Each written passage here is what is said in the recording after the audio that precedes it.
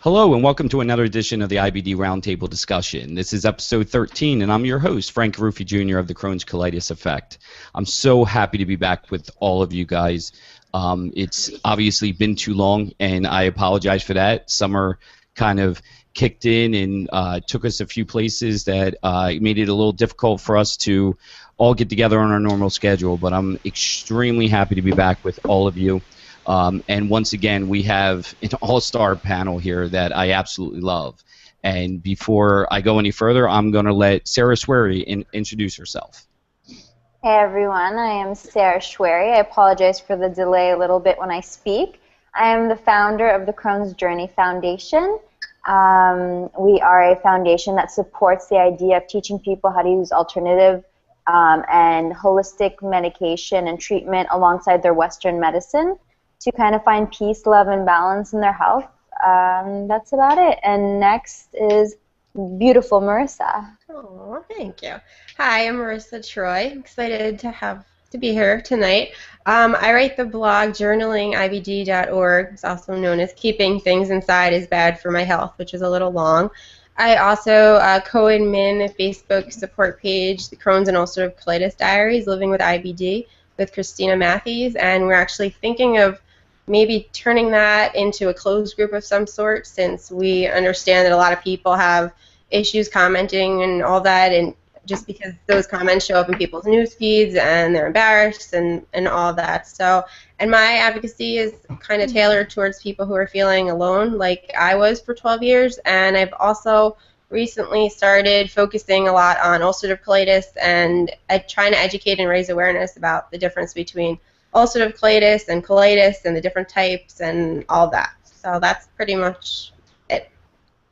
I'm just curious, who's that great-looking guy in your lower third? I was trying to crop him out, but I couldn't do it. And now for the donut hole-loving, wonderful woman, Sara Ringer.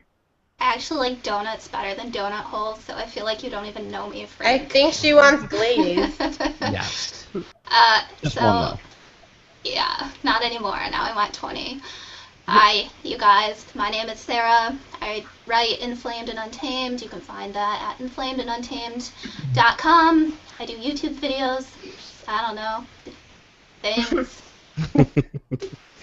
Now, That's it. before I like to just take a second to introduce our next panelist, because he is one of my heroes. He is a man who just got done doing a absolutely brave, heroic, and wonderful thing to help raise awareness for IBD by swimming Lake Erie. And he did it with absolute courage and I don't know how to say this any more than I am absolutely in awe of you. And Ryan Stevens, thank you very much, and welcome to the show. Thank you, Frank. I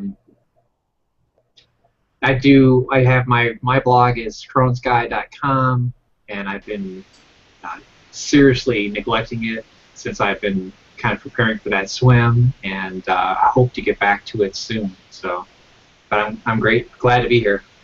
Thank you. I'm so glad that you're here with us. So tonight's show is all going to be about IBD public awareness. Basically, IBD throughout the internet, IBD, different things that are going on the internet right now, and how IBD is affected by it, plus some things that we can do to kind of bring out more public awareness for it. Before I start, though, I want to just say that I want to talk just for a second about being able to. Well, I'm sorry. Let's just talk a little bit about the swim for a minute, Ryan. Tell me, what was the idea behind the swim? It came, well, first off, it's just swimming is, I think, the only thing that I do well in my life. I was a former swimmer, I swam in college, and after I had my surgeries for my Crohn's, and I was feeling better, and I kind of took a stepped back from where I was and what I had gone through, and I thought maybe I could help others by, that's when the idea of the blog came about. And then from there, I thought, I'd always heard about swimming the English Channel. People have probably heard of that. And that's where I originally started, was looking into that. But it's extremely cost prohibitive if you're an American for some reason. Well, they want to charge you an arm and a leg if you're an American. So, and I thought I wanted to raise money for the Cleveland Clinic. That's where I had my surgeries, and they were, state of the art. And we all know surgery is not a cure, but I felt like, if others going through the same situation, I'd like to get back to that organization. So I thought, why have a lot of money go towards expenses when that's money that could go towards the Digestive Diseases Institute, which is at the Cleveland Clinic. So, and that's how it kind of, well, after I realized I couldn't swim the English Channel because of, it's just so costly, I kind of put it on the back burner, and then I said a couple days later, it takes me a while to come up with crazy ideas, but a couple days later I said, I live in a Great Lakes state, why don't I just, Google that? And I just Googled, swim Lake Erie, and I found a comparable swim. It's the same distance as the English Channel swim. If I had made it last weekend, I would have been the 17th person to have made it. But so that's how it kind of came about, was just this, real crazy idea. Fortunately, my wife, she kind of puts up with my crazy ideas. So I wouldn't have done it without her support and blessing, and as well, I also had to get my doctor's approval. So, but what kind of preparations go into? I mean, you get this idea that, hey, I'm going to raise public awareness for IBD by swimming Lake Erie. I mean, once the idea gets in your head, what is the process like to prepare to actually do it? Well, there's a whole gamut of things, like physically, just doing the training, getting in, swimming. That takes a tremendous amount of time, and then there's also the logistics end of it, and coordinating with, we had to hire a boat for the day, and you also have to talk with not Homeland Security. What am I thinking of?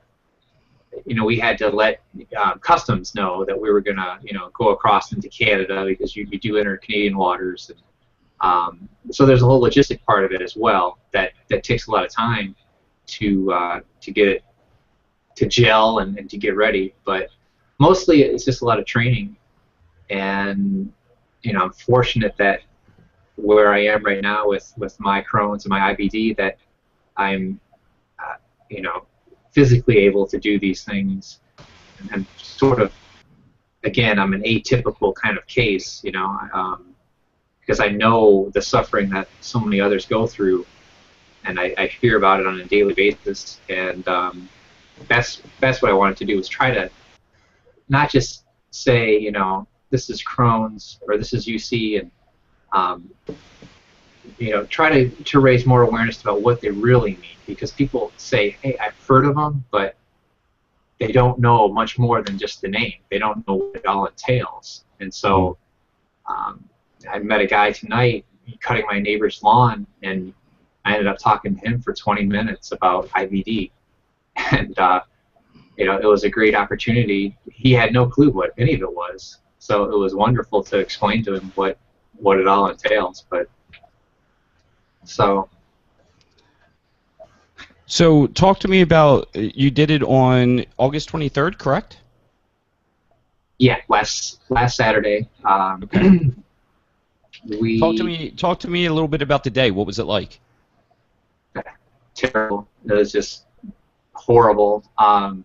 We were supposed to have just perfect weather, and the whole week we watched the weather the whole week, and because we were going to decide if it was Saturday or Sunday, and Saturday just kept coming up golden and wonderful weather, you're not going to have any issues out there. In fact, I was going to have a northerly wind that was going to push me back into Pennsylvania. And we got over to Canada a little after 6 a.m. and it was woefully inadequate, the forecast. We had upwards to 6-foot waves, huge wind, cold. The sun was supposed to be sunny and warm, and the sun barely popped out at times. So it was just an unfortunate thing. I don't think Lake Erie likes me because this is my second attempt, and each time the weather has just been the exact opposite of what they said it would be. So what was going through your mind? Was it something like, we've got to go now regardless, or was it, maybe we should postpone, or? We just, I deferred then to the boat captain and my coach, and we decided that let's go ahead and do it, and just started swimming a little bit about 6:30 in the morning. And I don't really notice it because you're in the waves. You can't really tell what's going on. I mean, I knew it was kind of rough, but everyone else was really having a hard time of it. People were getting sick, and but yeah, we just decided to go with it, and I nearly made it. So I made it a little bit over 21 miles, but. Which is absolutely, beyond a shadow of a doubt, incredible. I mean, regardless of anything, I mean, that is something that most people couldn't even, do half that. And you were so close to the end, but what was more important was your health and everything else that was going on. Were you facing hypothermia, if I'm correct? Yeah, I was about stage 2 hypothermia. And I didn't realize that because I felt fine. It was actually strange how quickly it came about. I had taken a break. There's a kayak support next to me, so I'm taking a break. I mean, I'm just kind of treading water next to the kayaker, talking to them, figuring out how much more do I have to go.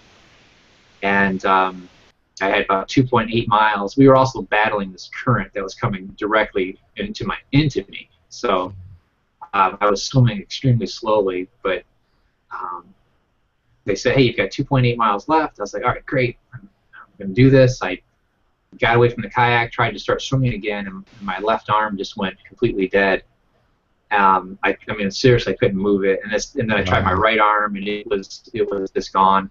And I couldn't really kick either, so I knew I was in trouble. I mean, I was pretty worried. I kind of like wiggled back like a worm to the kayak, and I knew at that time Eric was my coach. He's on the kayak. I knew if I had gone under, he would have saved my life. But I just lashed onto his kayak and I said, I'm done. I can't go any further. And I don't remember much after that until I had unfortunately go to the ER and get warmed up. But I checked out okay after that. So, but I seriously couldn't take another stroke. But well, we greatly appreciate what you did, and like I said, it was nothing less than absolute heroic. Thank you. Thank you. And the whole thing is to raise the awareness about IBD. And I was working with Janssen Biotech, and what they did was they put me in full usage of their PR firm, which is Tonic, and they ended up just sending a report about the various interviews we did, newspapers. Sara and Marisa and others were tweeting on Twitter, and they said the initial report is that upwards to 688,000 people were made aware of the swim, which means they were made aware of IBD, because in every one of those instances, IBD was 100% mentioned. So I was just flabbergasted at that number, 688,000 people potentially, you know, becoming a little bit more aware of IBD. Mm-hmm. And you had a fan that's on our panel here, sitting on the shores of PA, waiting for you, didn't you? Yes, that was awesome. Unfortunately, I didn't get to see Sara at the end, but yeah, she was there along with Dan. Dan Sharp.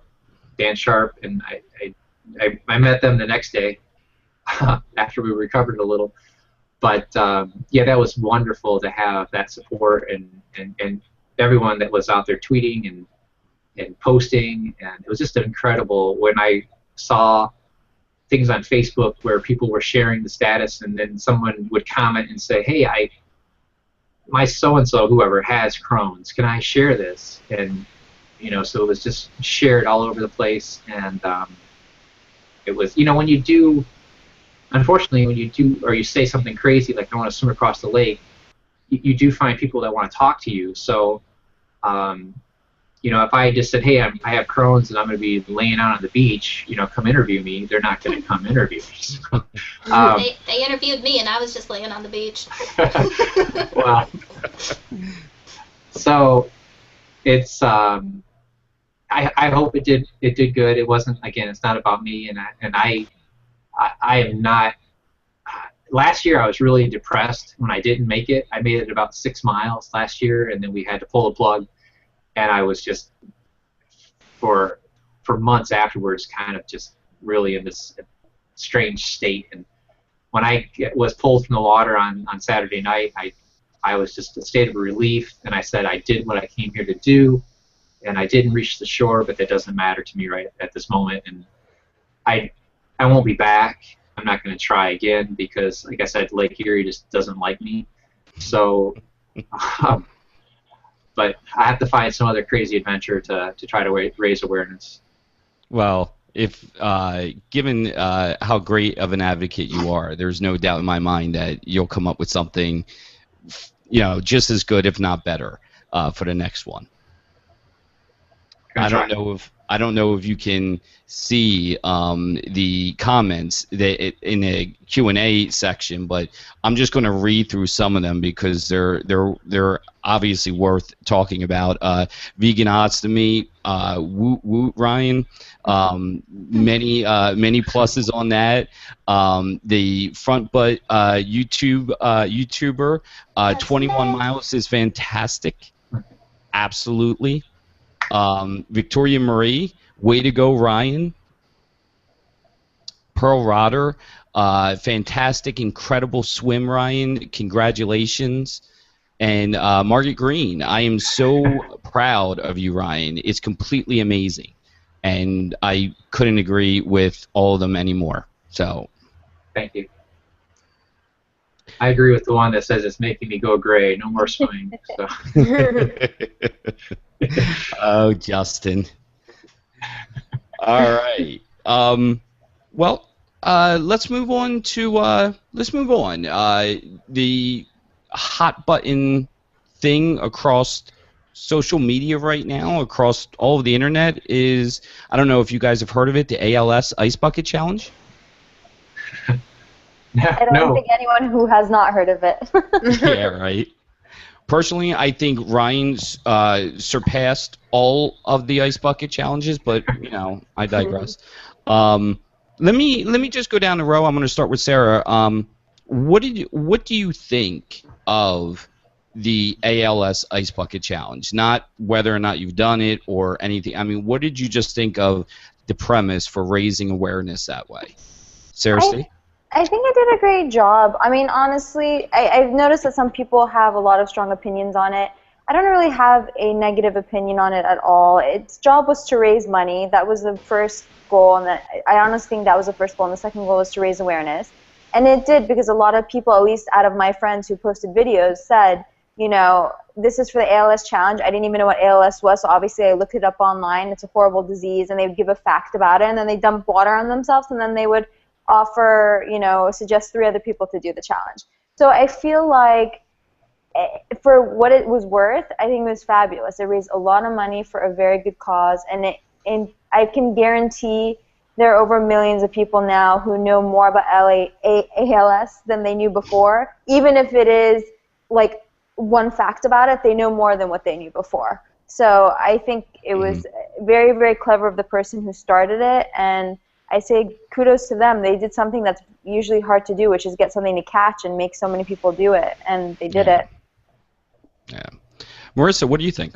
I do agree with Sarah. I think the whole premise was great. I think, obviously it was to raise awareness and to, have people donate money. And I think that the money probably came, if I had to guess, more so from the people who either knew someone or knew a friend of a friend or saw on social media somebody that had been affected that they didn't realize or something like that. So I think it was a great idea. I think, pouring a bucket of ice water over your head is something anyone can do. I would love to see something like this done for IBD. It can't be done anytime soon because we are obviously not just going to piggyback on what they just did. And it's kind of hard for me to think of something that, people aren't going to be tugging in shores and stuff like that. But anyway, I think that it was a great idea. I think they raised a ton of money. And like Sarah said, many more people know more about ALS than they did beforehand. And that's the whole purpose. And it was fun. And for certain people, they did it just for the fun of it. For certain people, they did it to raise awareness and raise money. And either way, there was nothing negative about it, like Sarah said, and it was just, I think it was a great thing. Great. Ryan, what do you think? Yeah, I'll third all of those sentiments. Yeah, it was brilliant, and it certainly had so many people involved. I think it was one day you couldn't get on my newsfeed on Facebook. It was every post was someone doing the challenge, and absolutely, I would in educated myself about ALS. I didn't know much about it, and I've not done the challenge. I probably won't, just because, like you said, Lake Erie was kind of like a giant bucket of ice. But yeah, it was a brilliant, and it's still happening. I mean, yeah, probably it's still going on. People are still doing it and challenging more people. Sadie, do you have I think you have a little bit of a different opinion on this. I actually don't have a different opinion. I ditto what they all said. The only difference that the only other thing I have to say is, like, I was challenged a bunch of times, and then it spiraled into donating to the CCFA or doing different types of IBD challenges and whatnot. And I think very carefully. Like, I don't just do challenges just because I was told to do them, but I'm very calculated in what I donate my money to. And I knew that I probably wasn't going to donate my money right then because somebody challenged me to do this particular challenge. And I raise awareness in my own way every single day by doing what I do on my blog and through my videos and at Camp Oasis and all that. So I think I'm always raising awareness for what I personally want to raise awareness for and what I want to give my money to. But I did take the time to educate myself about ALS, and I think that was the whole point of it, and they did get money and awareness, and that's awesome, like everybody else said. So that's my opinion. Yay! Let me ask you this real fast, Sadie. You mentioned that there are some copycats going on throughout the internet. I've seen that we should take ketchup and shoot it at each other as part of a challenge for IBD awareness. I've seen chocolate milk challenges that you should pour chocolate milk on yourself to raise, as a challenge for IBD awareness. Are you being serious? Yeah, I'm not joking whatsoever. This is really the things that I've seen. There was another one for drinking lemonade with pulp to raise awareness for IBD for an IBD. So then they can challenge. go to the hospital after they do it. Like, I don't understand that one. I think that was lemon juice, maybe not lemonade, but I don't. But regardless, or lemon juice with pulp. Regardless, yes, the pulp, then you're in And the the hospital. acidity. Yeah. I don't. Maybe they mean for other people who don't have IBD.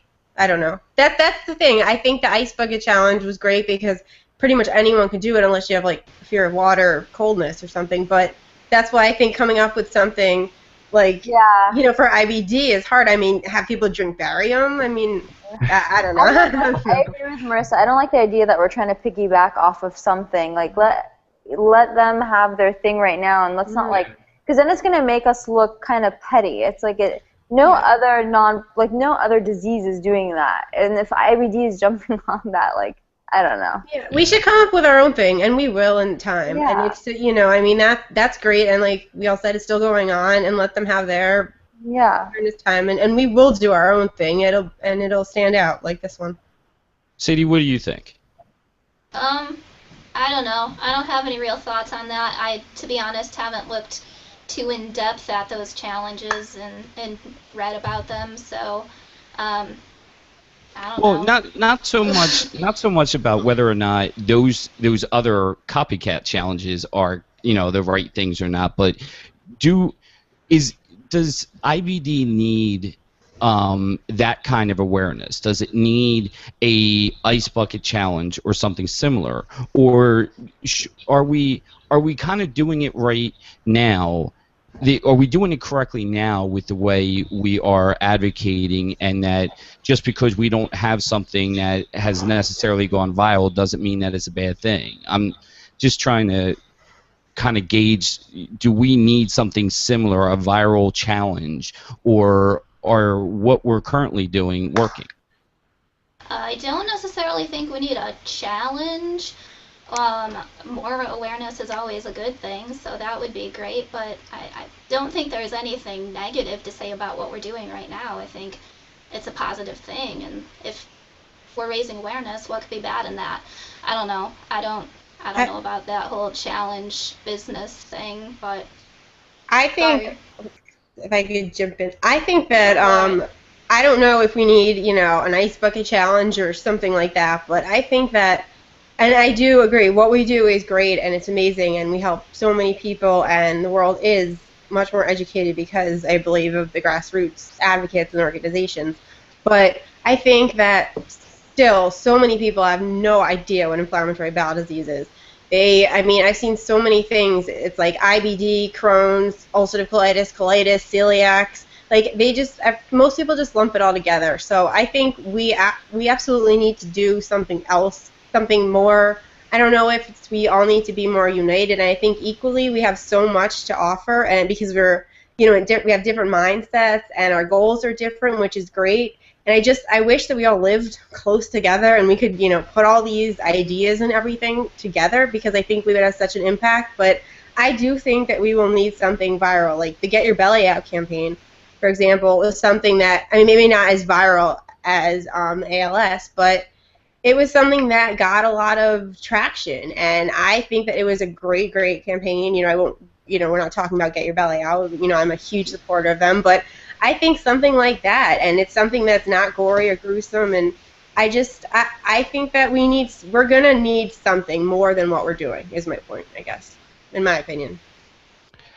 You know, it's funny that you should say that, because Amber Tresca from About.com just wound up putting in the Q&A that in the UK, Get Your Belly Out is going strong. Why not get on board with that? And perhaps some panelists already have. I would tend to believe that Get Your Belly Out did do exactly that. While it was a challenge to ask people to, especially for those people who have never done anything like that before, to post pictures of their bellies, of their scars, of their ostomies, of everything that they had been through. And I think they did an incredible job with it. At least that's my opinion of it. Is it still going on? Have any of us done it? It is. I've done it, and it's the thing that was the reason why I showed a picture of my stomach with an ostomy. Like, my dad had always told me, if the world knew you had an ostomy, you know, nobody would care, and I always thought, you know, whatever, I wasn't ready for that. But when I started seeing that, and I think Victoria Marie posed a question on one of the roundtables about it, it got me thinking. And, you know, I've had a lot of, like, you know, skin irritation and leakage and stuff like that, and it's still frustrating, it still sucks beyond belief, but the fact that I was able to kind of just put myself out there, and it gave me more of an acceptance of who I am and that this is what I'm going to have to deal with forever, and other people have other things they're going to have to deal with. So I found Get Your Belly Out to be extremely empowering, and maybe because none of us live in the UK, we haven't seen the same traction that, you know, we have for the ALS challenge or something like that. I'm not sure, but I do think that, you know, if whoever believes in it can get on board with Get Your Belly Out, maybe we can do some kind of extension here in the US or something. I mean, I'm totally, completely for it. So, yeah. Sara, is there something on fire near you? Yeah. I asked because Matthew Gowan wound up pointing to the blonde lady. Is your basket behind you smoking? The blonde lady. The blonde lady. I am in hell. So, something tells me that you're just like your sister over here, Marisa, where everything needs to be nuclear in order for you to consume it. Are you no, really? it's just incense. Oh, okay. I thought it was your really? I say really in hell because I thought there would be unicorns, but. Unicorns? Oh, I can find you some unicorns around here. Didn't you promise us some unicorns there, Ryan? Yeah, I've got one. That's right. You guys are great.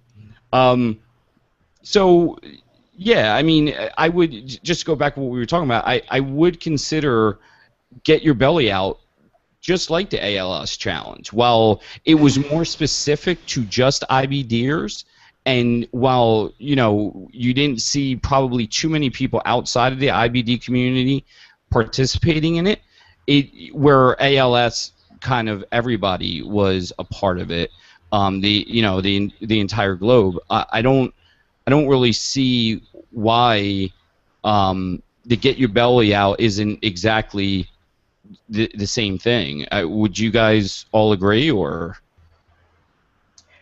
I don't want to be the only one talking. I agree. I think that it's I don't know what's kind of going on in the UK right now in that way. I know they got a lot of media attention and publicity, which is great, and I know they're still going strong. I see them on Twitter and all the social media sites all the time. So I think that in its own way, it was like the ALS Bucket Challenge. And I saw a tweet from somebody saying that even if you don't have IBD, take a picture of your stomach or donate just to show your support. And so I think that they're trying, obviously it is to empower people with IBD who have had surgery and have scars, or have ostomy, stretch marks, whatever, but I think they are trying, at least just what I got from social media, I'm not positive, to expand that out a little bit and have non-IBDers take part just for the act of showing their support. So I think it is similar. I mean, it's, you know, nothing's going to be the same, but I think it's as close as we can get right now, at least.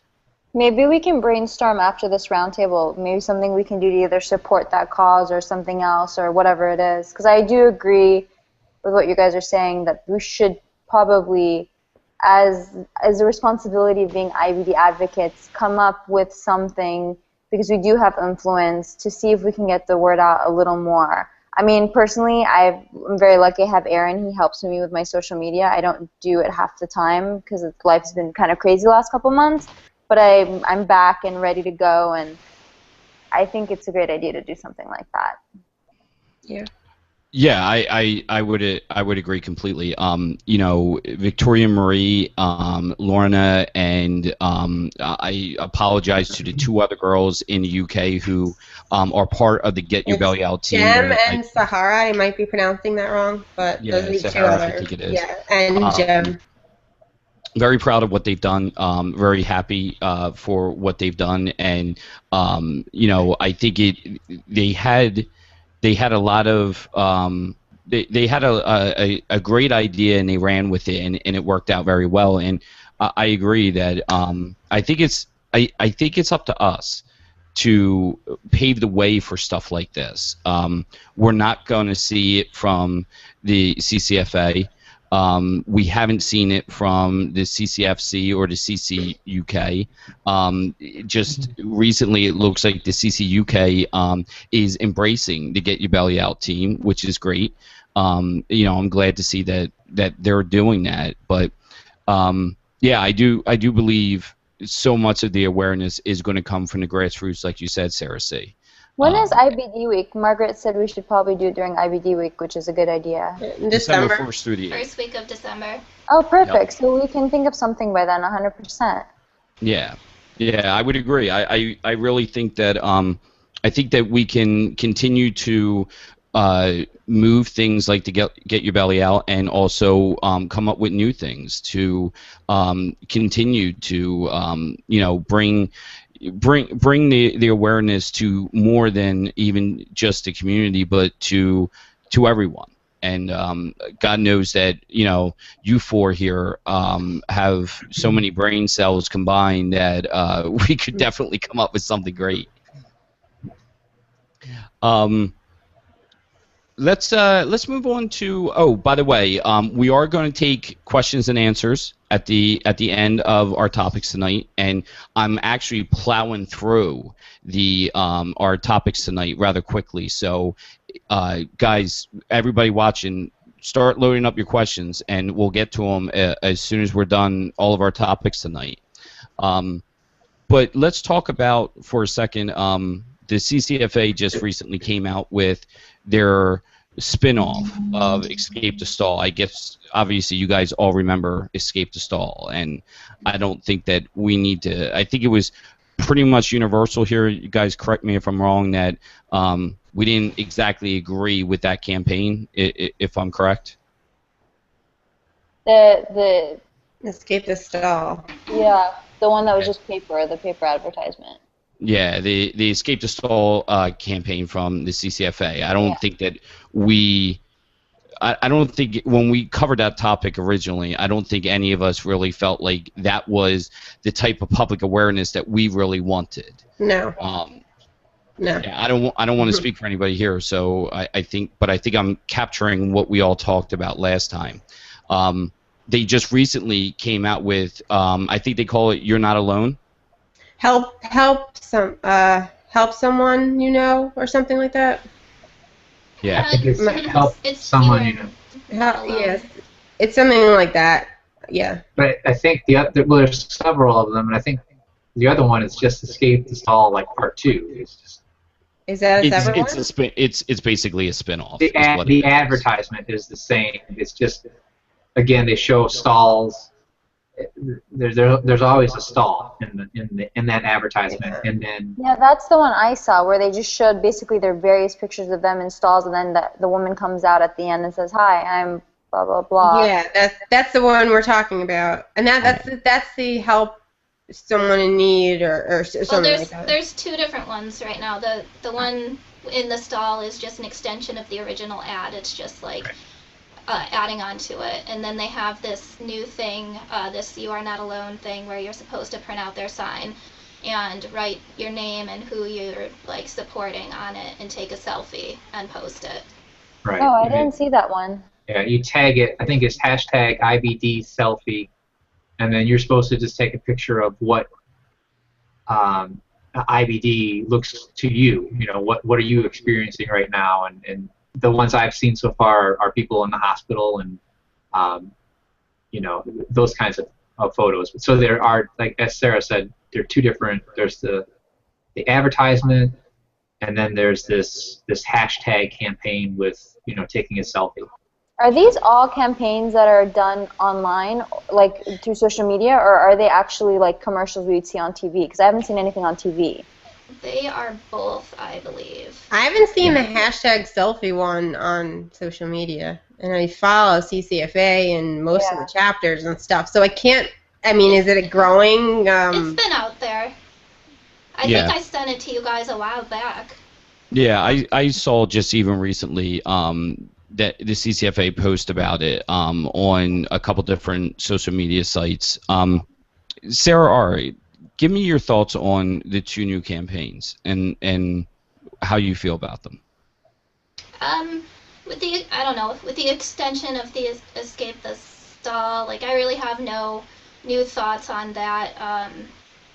My IBD to me is very little bathroom related, and a lot more than that. I don't know. I don't know that this. I think it would be very hard to get an ad correct, because it's trying to explain so much in a picture or whatever, and I don't think that you can please everybody. So I don't know. I think that the new one is a little bit better than the original because it definitely goes into more of what patients would feel, feeling trapped and isolated and stuff like that. So there has been a progression and an extension in showing what patients might feel. I don't think it's perfect, but I didn't expect to think that it would be perfect. But it is better than the first one. And I don't know, the You Are Not Alone one, I mean, I guess I don't have strong thoughts either way on that. I don't know. I don't feel strongly one way or the other. Well, I think that in itself is a feeling, you know. I don't know. You know, you can. It's kind of a neutral stance, which is absolutely fine.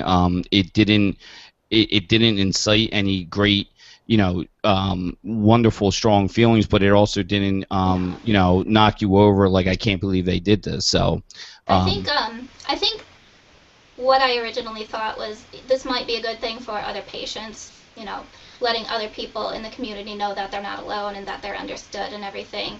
But as far as spreading awareness into the community of people that don't have IBD, I don't know that it'll necessarily do anything.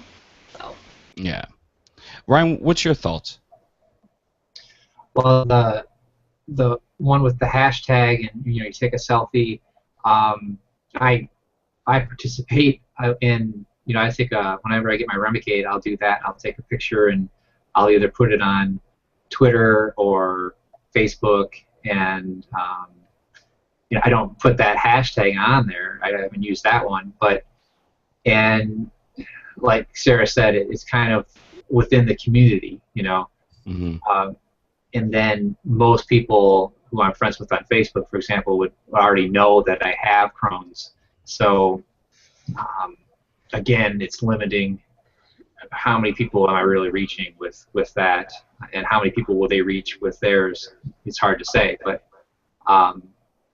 it certainly doesn't hurt to have more exposure. Taking a picture of yourself with the IV, and it's certainly not a picture of yourself in the bathroom. So again, I don't agree with the idea that it is always a bathroom issue for sure, because I had about 3 different other symptoms that certainly were not related to the bathroom. But it's a hard thing to know how far is it going to reach. But I don't think it's bad to try, at least, and if it gives those patients, makes them feel a little bit more empowered or able to maybe share with the people directly in their lives that maybe they haven't. A lot of people do keep this under wraps still.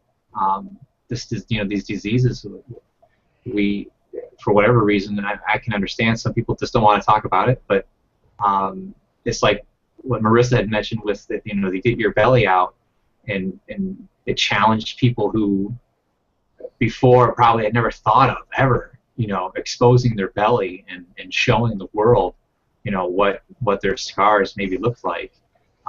So in that sense, I think it did empower a lot of people, and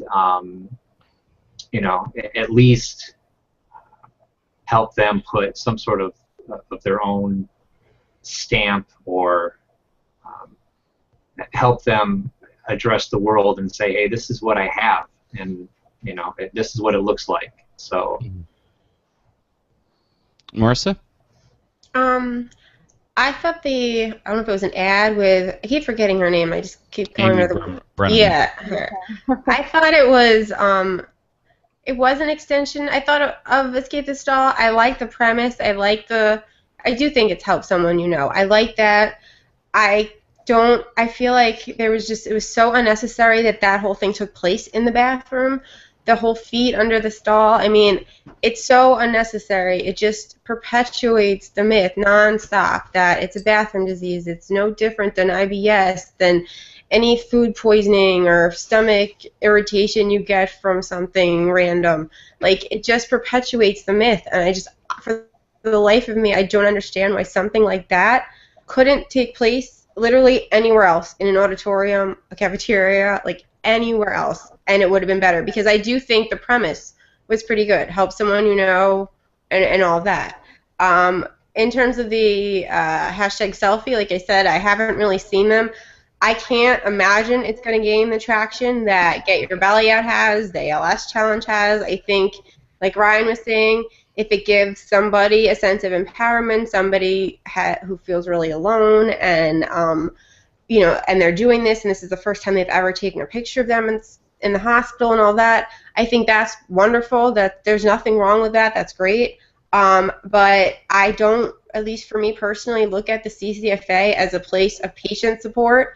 So I think maybe through doing that, patients might come across others on social media who are taking part in that and form friendships and then feel connected, which, you know, if that's the whole point of it, then that's great. But I just don't see the CCFA as a place for patient support. And I think that the fact that they have so many things taking place in the bathroom, when, you know, I am somebody who, it was a huge bathroom disease for me. I mean, I was going to the bathroom sometimes 50 times a day. It was all blood. That's one of the whole reasons why I withdrew, why I only talked to my parents, why no one knew what I was going through. So I am somebody who the bathroom was a huge issue for, and yet I still can't stand that they have to put these things in the bathroom, because it just, like I said, it perpetuates the myth that all stomach issues are the same.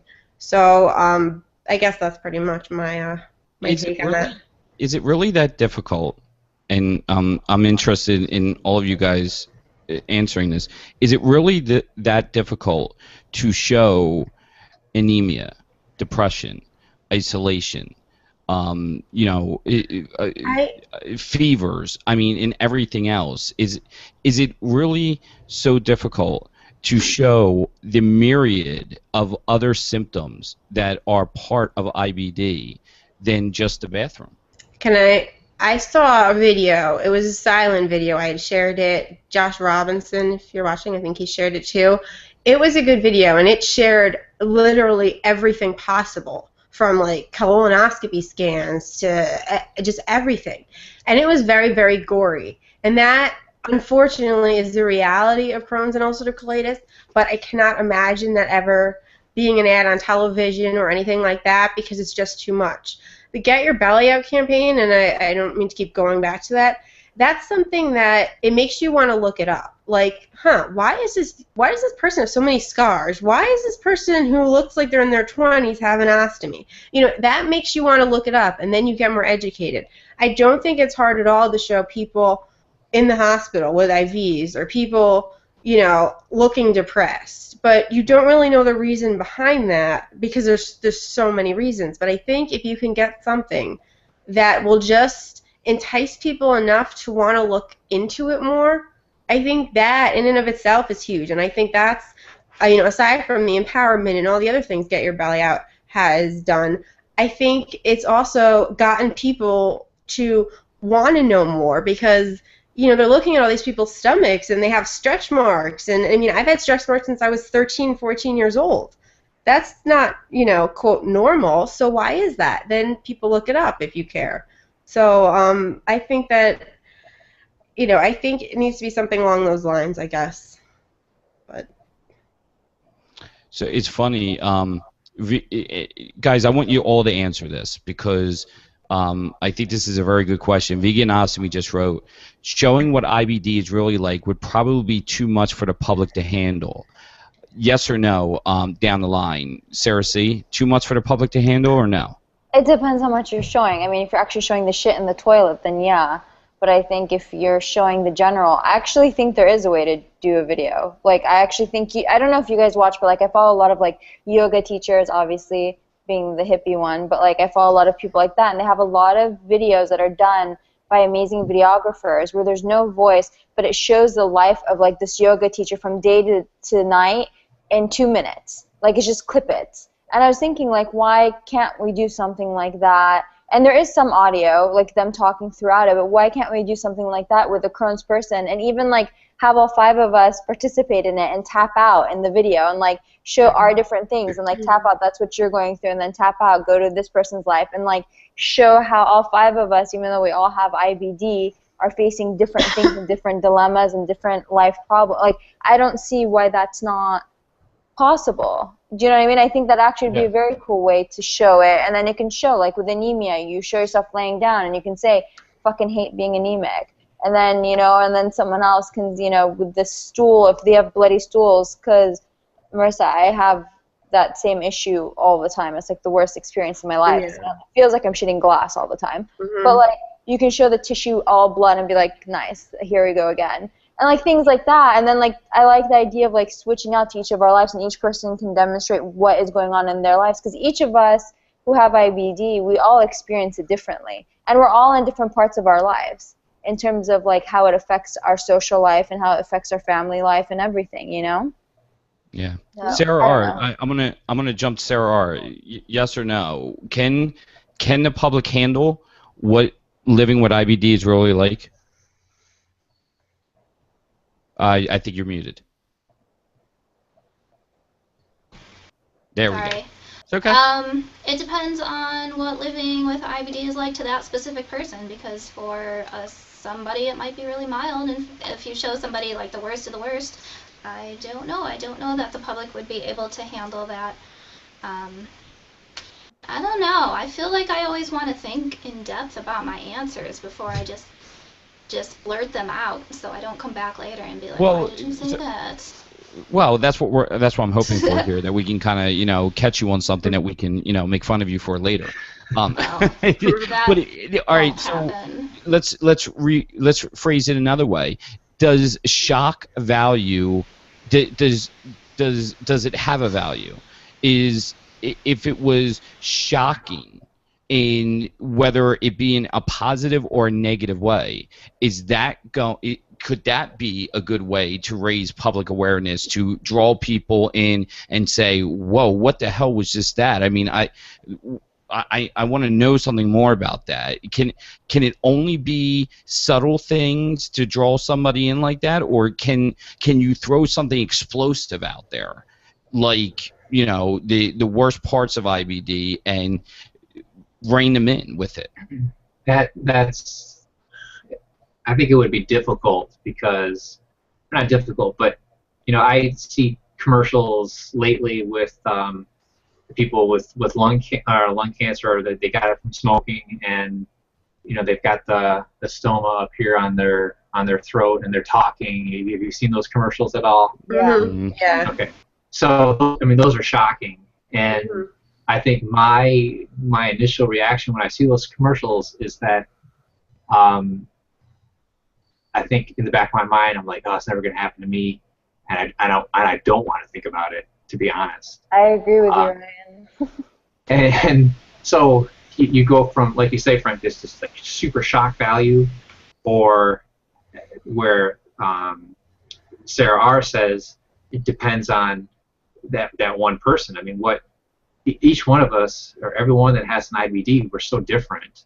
You know, I'm earlier in the week where my wife's asking me if I wanted, I don't even know what they're called, but it's like the panty liner or something, because I have leakage, you know, and that's a reality in my life right now. I had a lot of perianal disease in the beginning. I had surgeries, and I just have, you know, big scars, and that's a reality. Could somebody watch a video of me, you know, showing them that? I don't think so. But it's a line that we would have to, like Sarah C says, we'd have to include a lot of people, and we would get a lot of different things, and then you would have to kind of decide what is too much, and that's individual too, you know. But I look at those commercials on TV where you see the kids in third world nations that they have flies all around them. They're very malnourished. They basically don't have any clothes on. They're bringing back water from a stream that looks completely and utterly polluted. And it's the shock value that preys on the people watching it to want to pick up the phone and say, yes, I'll donate money to this. So I keep coming back to the same question, but is that kind of shock value good or not so much? I don't know. I think a lot of people with IBD have a lot of pride too, and I think to take it to that level, it might be tough for some people. I mean, I was one of those people, Ryan, who didn't tell anyone I had Crohn's till 26. So, like, I was one of those people who kept it a secret for a long time. So I get why people do that, and I get why it would be tough to share. I don't think it needs that extreme of a shock, because I don't want people to donate because they feel sorry for us. I want people to donate because they want to help the cause, and I want people to educate. I'd almost rather people educate themselves more than even donate. I don't even really look for donations as much as I care as, like, people have it as a discussion and just know what it is. That's my thing. It's not about raising dollars to me. It's about putting some kind of truth in everybody's mind throughout the entire world of what IBD is. Just one fact.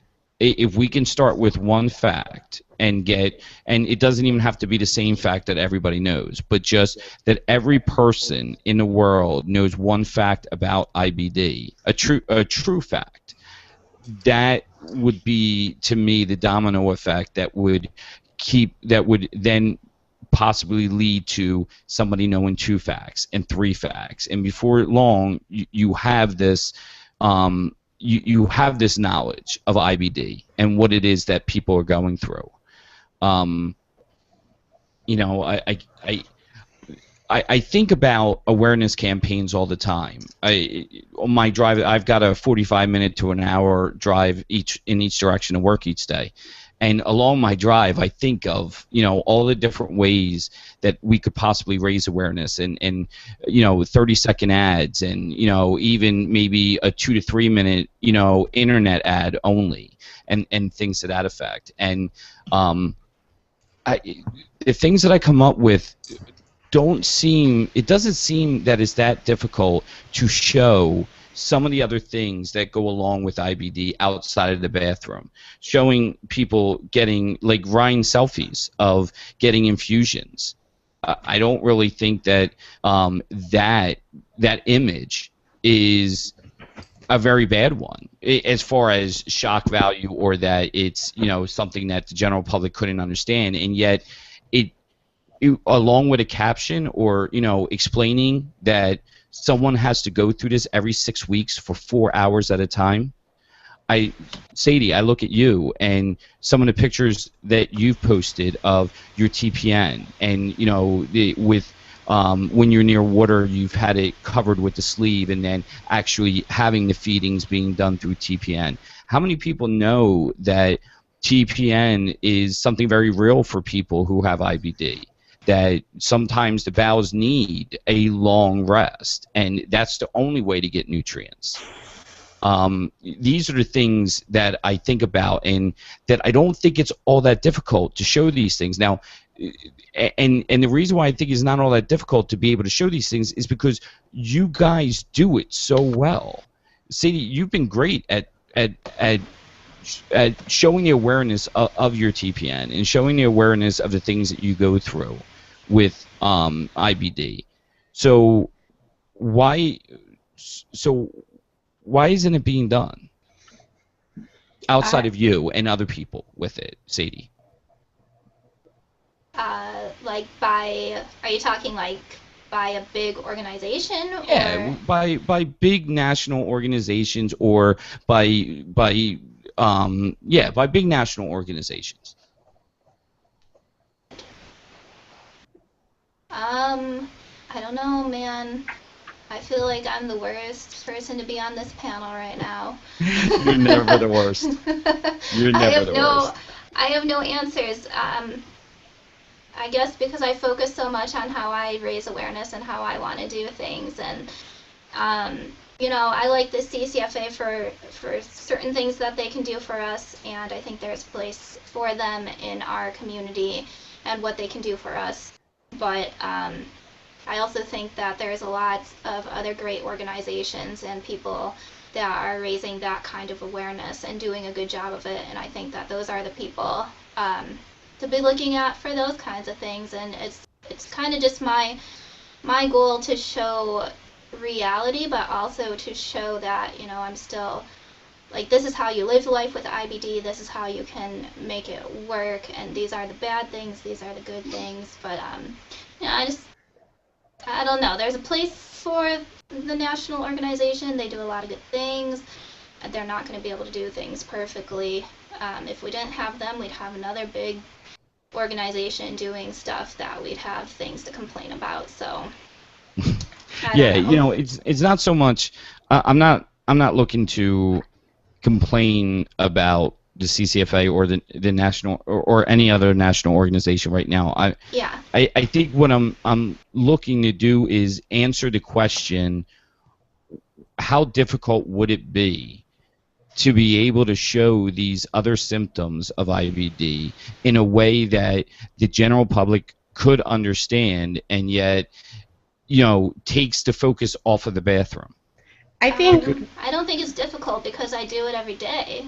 Well, that's just it. I look at all of us here, and we do such an awesome job of that. You know, maybe it's not in a 30-second video commercial for TV, but yet if we can figure these things out ourselves, then, you know, I tend to believe that it's not impossible for us to for other organizations to come up with something similar.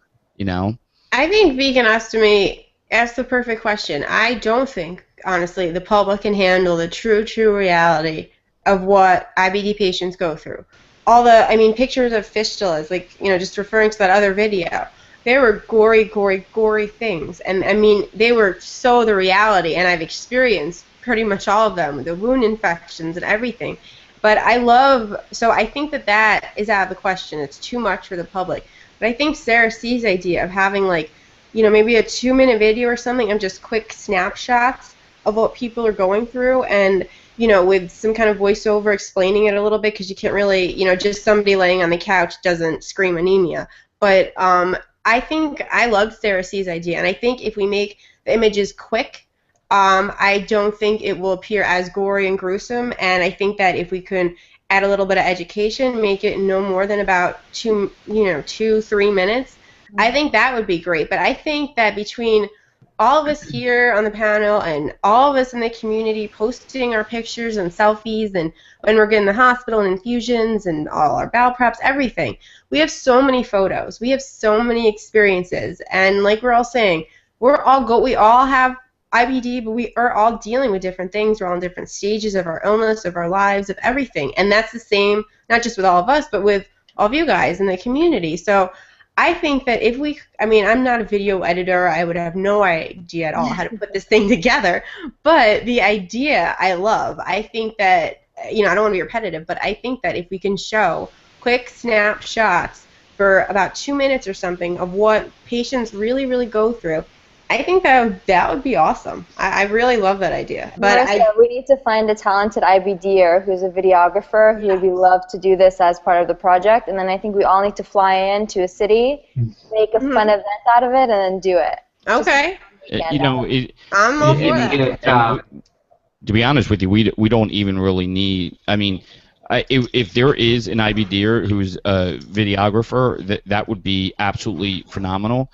But even if there is an IBDer who specializes in videography, just even a media company that would be willing to do something pro bono to help this great cause would be something that would be exceptional, you know. And I tend to believe that there are companies out there, you know, media companies out there that would wouldn't mind lending a few hours of their time to put together a great cause for us. And I'm hoping that, maybe through the power of this, podcast, that we could find something like that. I had a great idea. Listening. I had a great idea. They follow each of us, like little snippets, and then it ends with you saying, Frank, everyone's sitting down and saying, welcome to the IBD Round Table, and all of us sitting down at the same place. All of us having different days, all of us experiencing different experiences with IBD, and it ends with us sitting down, and you is saying, and welcome to the IBD Round Table. And then it can show how each of us are so different. Just saying. I like it. You can move that on. But I really do like that. Yeah, it's a great idea. We got to get Tim Allen to do the voiceover, though. So. Okay. but I'm only going to do it if Ryan brings his unicorn. I will. Sadie can have the donuts. Ryan will bring the unicorn, and we'll all be happy. That's all they're gonna see me doing is sitting eating donuts. But you should be eating donuts from space. That would be from space, the best. Yes. Space donuts are the best. I know. So it's absolutely hilarious because I'm looking at all the Q&As, and the number one, the most voted plus Q&A came from the front butt YouTuber. That's and Meg. It says, Meg, and it says, "Oh my God, I'm in hell, best line ever." So I think we might actually have to change the name. Instead of it being IBD Public Awareness of this episode, we might just change it to the IBD Roundtable episode 13. I'm in hell. I'm in hell. You're welcome. Right. Let's go to some of the guys. Start, sending in even more. I love some of the things that are here already in the questions. So I'm going to take some of them now, but please keep bringing them in, and we'll start taking them now. This one's great from Margaret. Ryan, you can consider heading south and wrestling a gator. It seems to be popular to get attention. You'll definitely get gray hairs after that. I'm getting gray, brother. It's definitely different than swimming, that's for sure. As long as I don't have to eat it.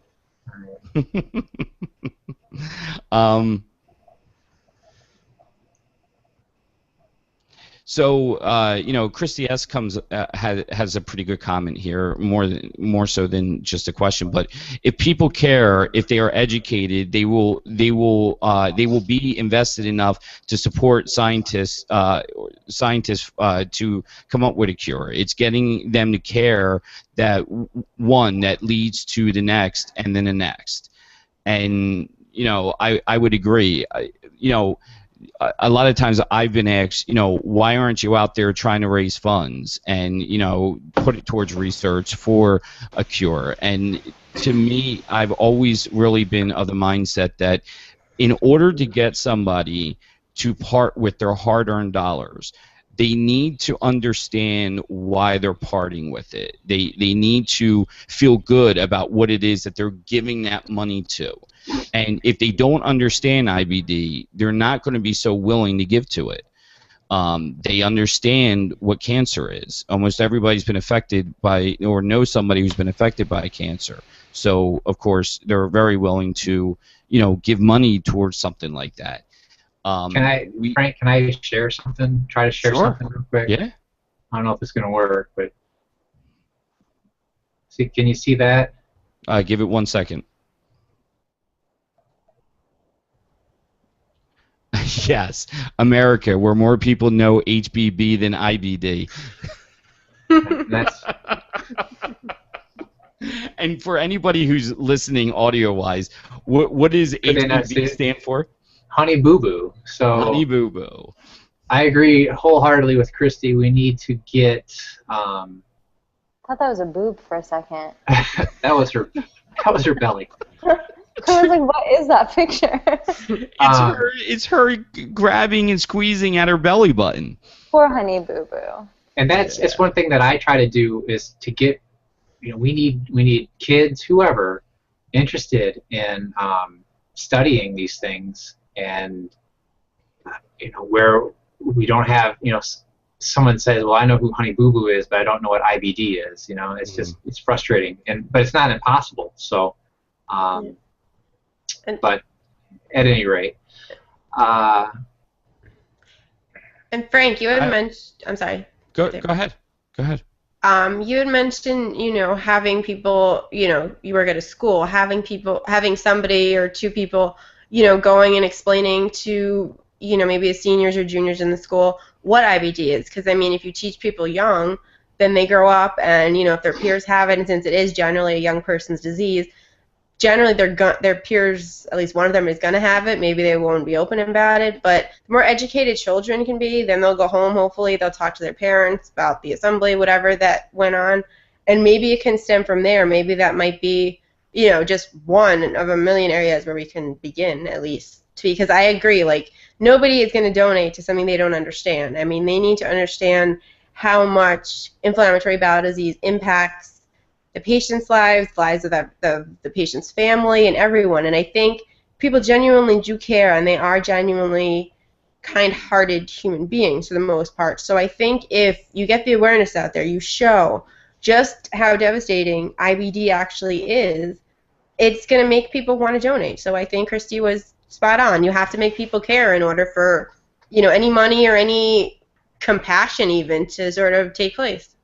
See, I agree with you, but the school age, I not 100% agree. Well, at least high school age, because I work with high schoolers, and when I was in high school, I remember I used to bring Ensure to school because I was so underweight, and I had to drink like so many bottles a day. And I remember once I opened up to a peer, and I was like, yeah, I have something called Crohn's. Like, what does it make you do? I'm like, well, I have pain, I go to the bathroom. They're like, what do you mean you go to the, I'm like, yeah, like I go to the, and they focused on that. And then I remember they spread it, and I got teased big time.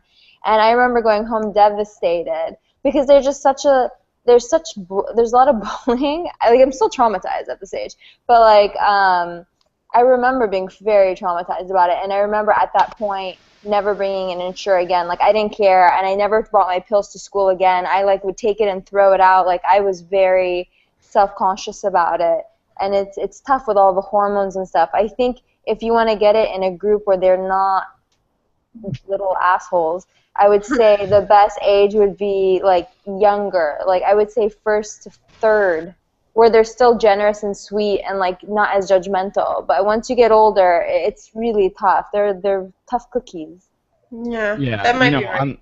I'm pretty fortunate. I work in a high school that the students are above that for the most part. Mm-hmm. I'm not saying that teasing doesn't happen and bullying doesn't go on, but for the most part they're pretty much above that. But I remember a person said once, and I can't remember, and I'm going to butcher the quote a little bit, but the premise of the quote was, when you want to affect real change, when you want to make real change, it doesn't happen overnight.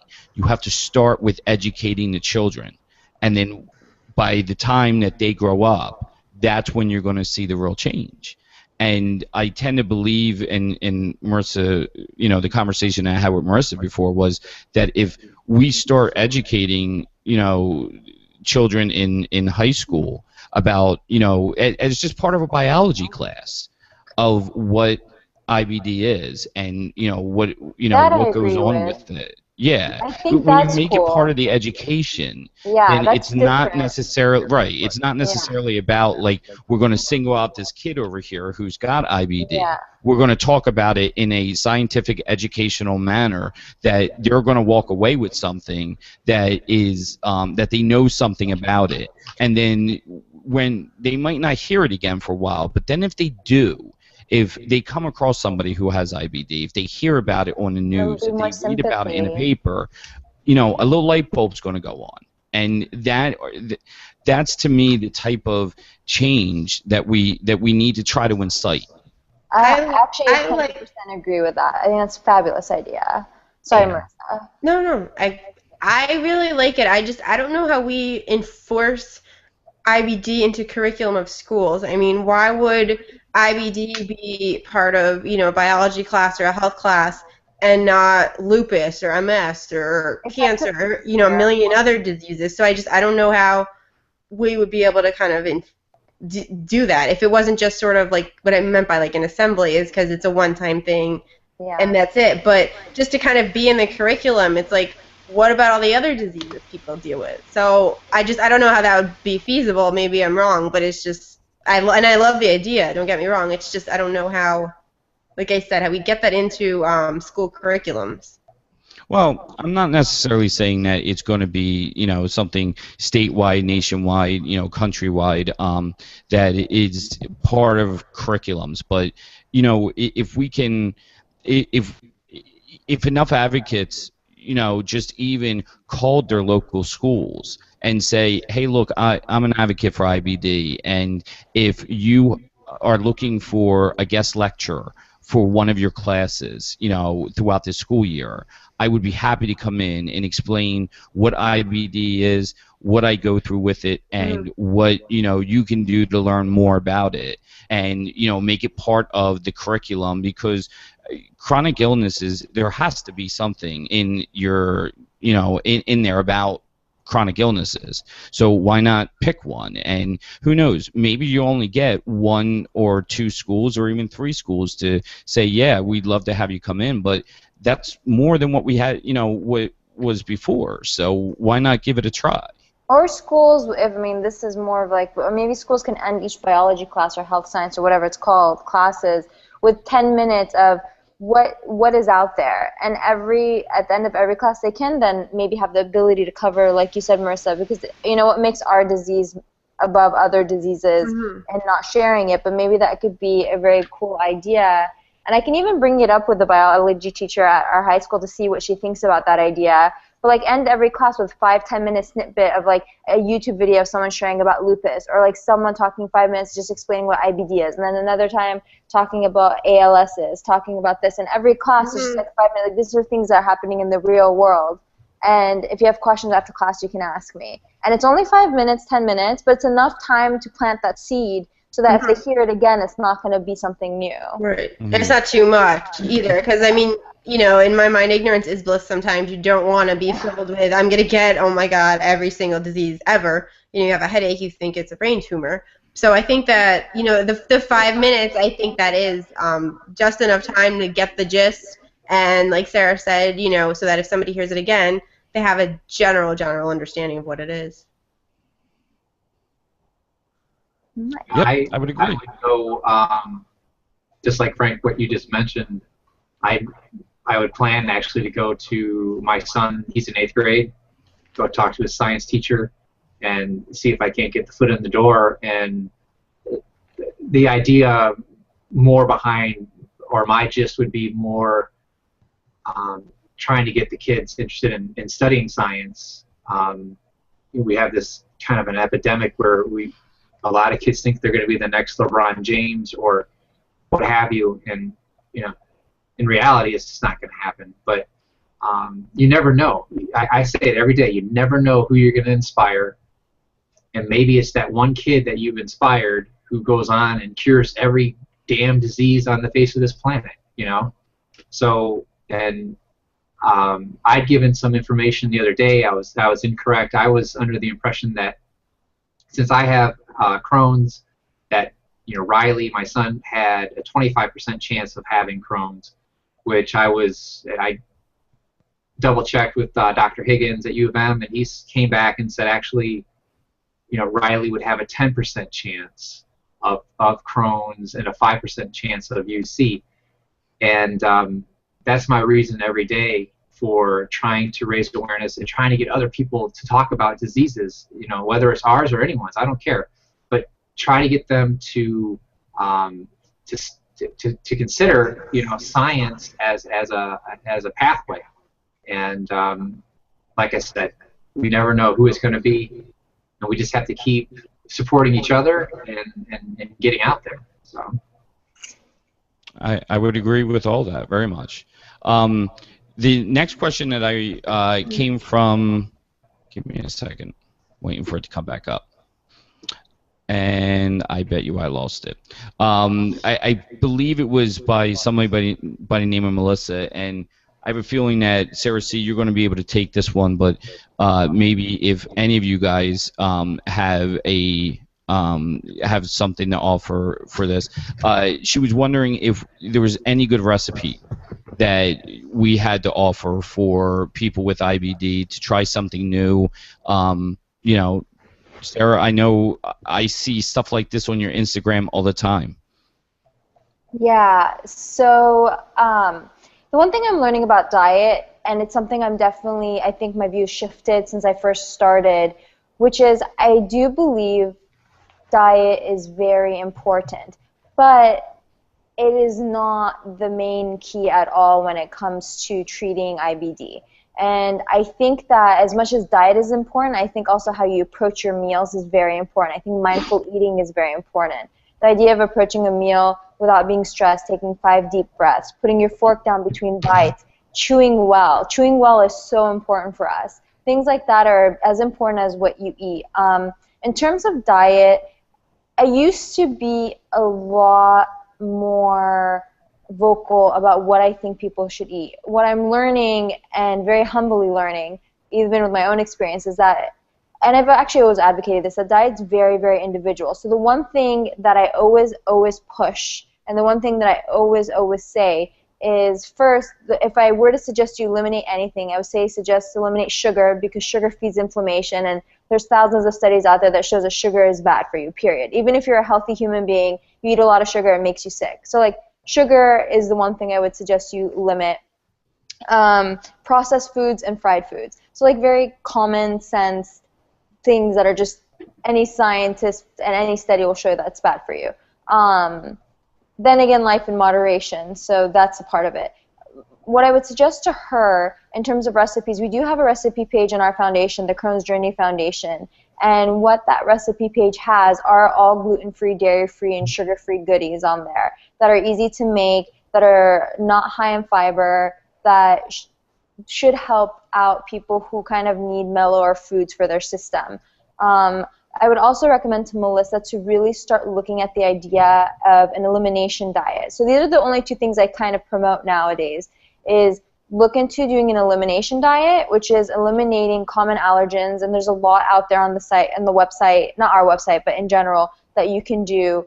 And what you do is then you start introducing things one at a time, because people's food sensitivities are very different. And not only that, I suggest having a food journal, because food sensitivities in itself can alter within a day. And that's what's really annoying about IBD. Maybe you're sensitive one day to zucchini, and then the next day you can eat it and you don't know. So it's like, what the hell happened with the zucchini, right? So like, I would say food journaling is very, very important, because it allows you to be your own scientist, allows you to create your own data, and it allows you to do your own research, because no one's going to tell you what diet's going to work for you, because realistically, there is not one diet. I think Sarah had a post about this which said, like, there's so many genes that are linked to Crohn's disease, for example, that means that there's so many types of Crohn's out there that you cannot suggest one type of diet to help others. And there have been people who found success with STD diet, the paleo diet, the GAPS, the FODMAP diet. Like, there are people who are successful with that, and props to them. And I've found trees are good for you, the bark. Bark. The bark, I mean, that would make me shit blood for sure.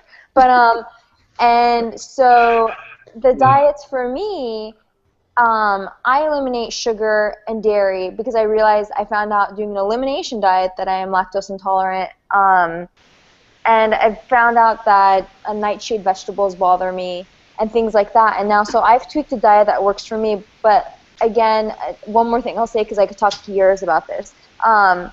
I've also noticed stress is a big impact. I can eat one thing in a very calm state and have no issue, and eat the same thing the next day being stressed out when I sit down to eat and have a stomachache like this. And it's not because what I'm eating. It's because of the anxiety and stress I have in my body. And there are times where I'm so inflamed that I can literally put water in my mouth and I want to spit it out. So like, I don't recommend you doing elimination diets or things like that when you're highly inflamed or in a flare. At that point, I consider you being in survival mode and get past that flare, and do the elimination diet and do all that beautiful food journaling and everything. Do the food journal always, but do the elimination diet. Start trying out diets and things like that once you're a little better and you can tolerate it and you're okay. And I hope that made sense. I have so much to say. I don't know. I'm gonna come back to Marisa in a minute, but do you have any, Sarah R, do you have any thoughts on food diets, to add to the conversation with that? The original question was, do we have a recipe to share? I had lunch on the website. Sorry. Yeah, I went off topic. Yeah, I mean, is there how do you how do you, not necessarily a recipe, but how do you decide whether or not, how do you figure out whether or not something is good for you to try or not? Something maybe that's new that you haven't necessarily had before, but you're kind of unsure of, what it's going to do. You figure that out by eating it and seeing if it hurts or not. That's how. I don't share food advice. That's just not my route in my advocacy because it is so different. It's very individual for every patient. So I really have nothing to speak on that. There's plenty of other people out there who do and have plenty to say about it. But you have to do what works for you. Everybody's IBD is different. Everybody is going to handle food different. What works for me is not going to work for you. So I can't tell you what to eat because that's just ridiculous. I'd be just sitting here telling you what I can eat, and it may not work for you at all. So you have to find what works for you, and it can constantly be changing because your symptoms and your disease is going to be changing. So it's just that's all I have to say about that. Well, I think you just touched on something very important. Is it possible that what has normally been something good for you to eat can suddenly become not so good for you to eat anymore, and not just because you're in the flare, but it's something that you should now probably stay away from permanently? I mean, of course, because certain things are affecting you at different times. Say you have a surgery, for instance, now your body might handle certain foods in a different way. If you have a stricture, your food might be really difficult to pass through that area, so you might have to eat soft foods or liquid foods or end up needing surgery to have that area removed. So then what you can handle is going to be different again. If you are full of inflammation and ulcers, sometimes anything you put in your body is going to hurt because it's passing through that area and nothing's going to work. Or, there's so much that can affect things at, different times. So, it can change for sure. Okay. Marisa, I know I said I was going to come back to you on this, but I kind of want to jump to another question real fast, and it's from Barry S. And the question is, should there be more awareness for the newly diagnosed? I was unaware of online support and finding it made so much of a difference. How could newly diagnosed be made aware of online communities? I believe more informed patients promote better awareness to the public. Is there a way that the newly diagnosed can find out about, more information and better information, including online support groups and grassroots awareness, rather than it taking forever for them to stumble upon it? I think that's the GI's responsibilities and CCFA.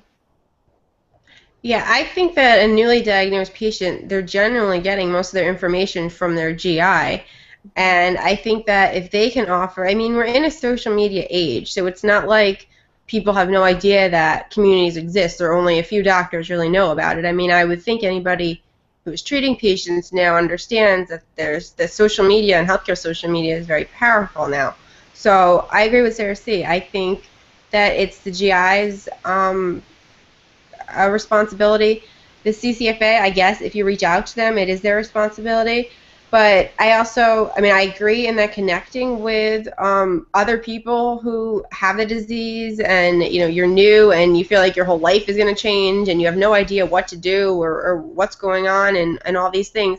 I also think that it's important that newly diagnosed patients are educated that online forums are the things that take place there are not necessarily going to happen to you. That people generally are on social media and forums because they have questions or issues or they're not doing well and all that. So I think it's really, really so important to keep in mind for anyone who's newly diagnosed, and I think anybody who is giving a newly diagnosed patient direction, like a GI or a GI nurse or a social worker or something, to really ingrain in their heads that just because a ton of people are talking about fistulas and strictures, and then that newly diagnosed patient just looks it up. Meanwhile, they're only on like Acecol or Pentasa, and they're doing okay. And now they're starting to think, oh my God, I'm going to have an ostomy, I'm going to have a stricture, I'm going to need 20,000 surgeries. And that's really scary. So I think that it is the doctor's job to provide that with the diagnosis as they're explaining what the diagnosis is. And I also think that with that, they have to explain to the patient that social media is great in so many ways, and it does make you feel like you're not alone. But it can be dangerous and it can be very scary. So I think that all of that needs to come into play. Ryan, what do you think? Yeah, again, that's a difficult question too, because it does, a lot of it goes back to your GI or whoever that their doctor is. When I was diagnosed, I went home. Obviously, I was out of it because I was under, with Versed, but I came home, and then when I finally was awake and kind of asked my wife, well, what, and I got the diagnosis of Crohn's disease, I had no idea, and I didn't get anything. I didn't get a pamphlet. I didn't get a, hey, welcome to the club or anything. So, some kind of like, welcome party. Yeah, congratulations. Yeah, but yeah, and like Marisa said, I really didn't go online to find out much, but I can see where someone who does, they could get overwhelmed quickly. One thing I do notice about social media is that it's very cyclical. One day somebody asks the question, and then within 3 days that same question's back out there because it's just another newly diagnosed person asking the same question. So, which is good because you want them to ask questions, and hopefully they're getting the correct, some correct information. That's the other thing. No one can control anything that's out there. I think we have to be responsible for our own sites to make sure we're giving out good information and monitoring people writing on our pages. Because I agree with you, Ryan. Like, there's a lot of stuff out there, and what Marisa says too. There's like a lot of stuff out there that like is not valid, and you don't want people with IBD to hear it, and it's because it's traumatizing and it's wrong. Yeah. Well, like myself personally, where I said, that Riley had a 25% chance. Well, okay, so I was wrong. I went back and I edited that post and put it back down to 10 because I don't want to give, incorrect information. It's irresponsible on my part. But and I also would want people to police me. If any one of you came to me and said, hey, you got this wrong, I would say, oh, thanks for pointing it out and let me take care of it. But you're right. There are some people that are just, they're out there to sell you something, and so, and we'll never get rid of that in society. There always will be these, snake oil salesmen that are trying to sell you something, so they're going to give you the information that they want you to hear, and to try to steer you into, buying their product, whatever it might be. But I think it's a lot easier for a newly diagnosed patient, obviously, nowadays, but it can also be a lot more overwhelming very quickly for that same patient. Yep. Sara, you have any thoughts on it? Oh, I have thoughts. Of course I do. Give me the thoughts. Give me them. So the original question, right, was that the person was diagnosed and they didn't know that there was this full support network out here, correct? Yep. I think that that's true in a lot of places, but I think that there are great places doing things to fix those things. I know, for instance, Dr. Rubin is putting together a group of patients that'll, I'm sure, work into helping out newly diagnosed patients and pointing them in the direction of good sources so that they do have that kind of support and do have online sources to go to as well. Dr. Higgins does the same thing here in Michigan. So I think that it's becoming a thing, and that more and more newly diagnosed patients are going to have those opportunities and connections, where before that they didn't have that.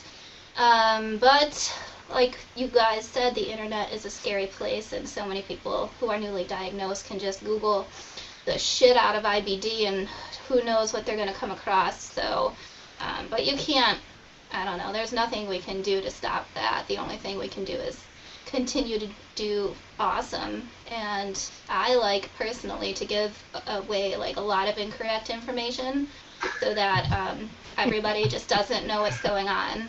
So that's what I do. God, you're the best. Sara, let me ask you this question. It's a follow up to that. I understand why there are so many closed groups for IBD. I understand why there are so many secret groups for IBD. The isolation, wanting to be able to talk without everyone else seeing it, this and that. But so it's a two-part question. One, should there be more of these groups that are more public in order to allow the world to see what it is really like for patients to live with this? And is it helping us at all by having so many closed groups, or should, even though there is a place for them, should there be more, open groups? I personally think that there's too many groups. I would agree. It's just crazy. I don't know. I don't really think that it matters if they're closed or public, because those things are really for patients anyway, and it's for them to just talk and whatnot. And I don't know necessarily that the regular general public visits those things. I think our websites and our blogs and our videos and all that kind of stuff, those are public, and that's good. And I don't know.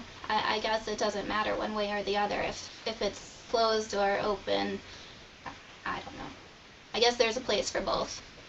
Yeah, I definitely agree that there is a place for both. I'm just, I've talked with other people offline before about this, and that, I've said one of the reasons why my group on Google Plus is open to the public, and that you don't have to be a member in order to read what's on there. And I state very clearly that this is an open group, that it's public.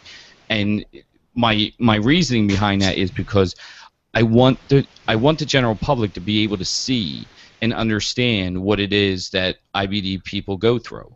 And I think that the only way that you truly get that is by not necessarily talking, but listening to other patients.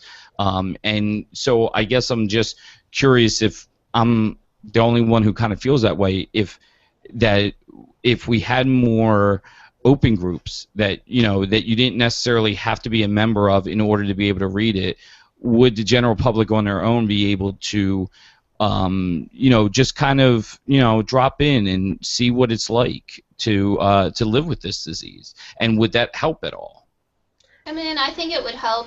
I do see, though, I get messages all the time, people asking me to make mine a closed group, but I don't operate a group. I operate a Facebook page, and you cannot make Facebook pages private. And my Facebook page was, it was just like a side thing to my blog. Like it was just like this is where I post everything that I do, and you guys can also interact with me and interact with each other. It's strictly like inflamed and untamed things, along with like communication back and forth. But yeah, I get what you're saying. I think that the public can get a good picture of IBD just by kind of sitting there and reading the interactions going on. But I know that there are so many patients out there who will not talk unless they have that kind of privacy, because unfortunately Facebook privacy is ridiculous and everybody can see everything that you're doing. Yep. I don't know. Yep. Ryan, what do you think? Is there a place, should there be more open groups? I don't think it matters one way or the other, because as Sara said, it is patient-centric mostly. I mean, maybe you'd have someone who like a grandmother who, their grandson just diagnosed, maybe she wants to come and learn. But to be honest, like, it's hard to get, how do you know you have any eyeballs on it other than in those kinds of situations? I don't have lupus, so I don't belong to any lupus groups. And if I came across one, would I take the time to read about it? I think at this point, to be honest, just honestly answering, I wouldn't. It's kind of one of those things where until it happens to you, it's the same thing with Crohn's. I hate to say that too, but I never heard of Crohn's before I was diagnosed with it. One time I'd heard of it, and that was it. And so it's difficult to educate even the people who have the disease. We talked about that in Chicago. Just the stance that an individual takes on the disease, whether they want to learn anything about it or not, But I don't think having open groups would hurt at all, for sure. I mean, the idea is to get the word out there, and hopefully, like I said, we can convert some other people or have other people that are consuming the information and trying to learn. Mm-hmm. Marisa, what are your thoughts? I think there needs to be both open group or pages and closed/secret groups, because I think they're going to attract different audiences. I mean, pages are not going to really, maybe people will browse through them, and I know, we get a lot of messages of people just saying how much they appreciate, everybody's questions, and they're sorry they don't comment, but they don't want their husband or their in-laws or whatever to see, but they're listening and they're watching, and it's so great to know they're not alone. So I think that is great, but that person is not going to be commenting on the page. So that person would probably benefit from a closed group.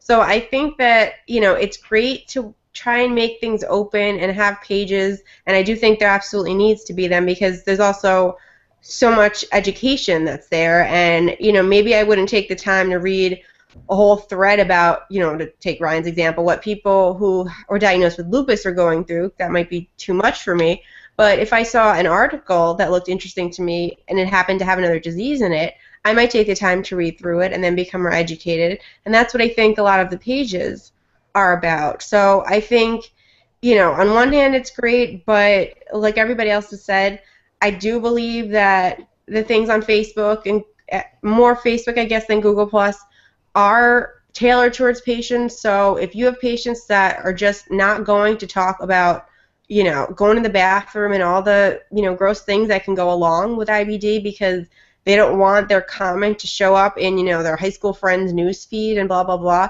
then that person is not going to engage, and they're just going to, but they're going to find, hopefully, a closed group or somebody they can speak with privately. So I think, like everybody said, there is a place for both. Most of them is patient-centric, and these groups and pages are not going to be the thing, in my opinion, at all that's going to raise a huge amount of awareness. I think these are really just great support for patients and for caregivers too. Yep. Sara, you got anything to add? Nothing. Nothing. Good. All right, I think we're going to get ready to wrap it up. I just wanted to say that if, for the audience, if you guys didn't know, we just added 4 new great IBD bloggers to the Crohn's Colitis Effect website at cceffect.org. So one of them is Cheryl Hines. She is a mother of her son has IBD. She is guest blogging on the first Wednesday of every month. There is Stephen Dempster from the UK, who is guest blogging on the second Wednesday of every month. There is Justin Thibert, who is from Canada, who is guest blogging on the third Wednesday of every month. And we have our lovely Marisa Troy, who on the fourth Wednesday of every month is also guest blogging for us. So if you haven't been by cceffect.org in a while, come by, take a look at all the new great posts that are on there, and give us your feedback and what you think about it. So with that, I'm going to start the opposite way this time with saying our goodbyes. Sara R., you can start. Oh, finally, I get to go first. All right.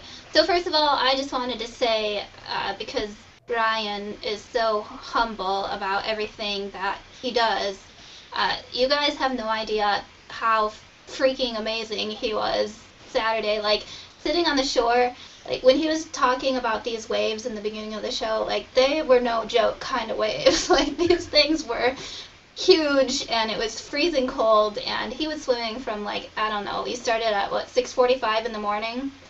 Yeah. And they pulled you out, like, I think it was after 9 or 10 p.m. So, like, all day long. I have no idea. It just, I don't know. I was complaining that I drove 4 hours to get there. And he I was swim a swimming. lap in a pool, and I'm like hyperventilating and, you know, ready to get out and take a nap. So, I mean, I don't know. I had no idea what to expect going into it. Like, I knew it was going to be amazing, but my God, Ryan, like, it's incredible, and I am just so proud of you. I'm proud of you too for, like, the attitude that you have right now, and that you don't feel defeated, and that you're not feeling what you were feeling last year, because you made it and you got so close, and I was so hoping that you wouldn't feel, like, so disappointed by getting that close and then being pulled out. What you did was so amazing, not just swimming, but all the awareness that you raised and the interviews that you gave, and just, like, your heart, and I don't know, I'm just really proud. So Thank you. I don't think that you guys realize what he did, and if the waves weren't the way that they were, or the temperature was different, he probably swam there and back that day. It was insane. So he definitely made it in my mind. All right, so with that said, my name is Sara, or today, I don't know what's going on today, but You're just a Tyrannosaurus Rex. yeah.